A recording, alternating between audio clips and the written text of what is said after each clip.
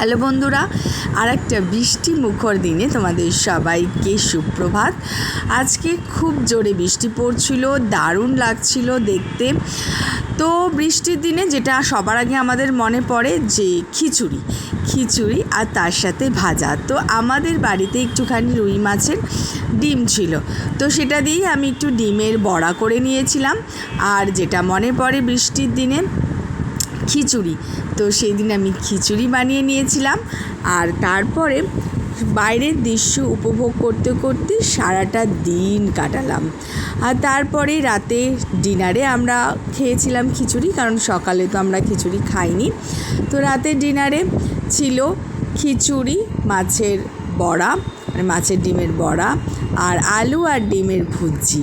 আর তার সাথে সাথে একটু আইসক্রিম খেয়ে নিয়েছিলাম, কিন্তু আইসক্রিম খাওয়ার ভিডিওটা পুরো দেখাতে পারলাম না, নেক্সট ভিডিওতে দেখাবো তোমাদেরকে।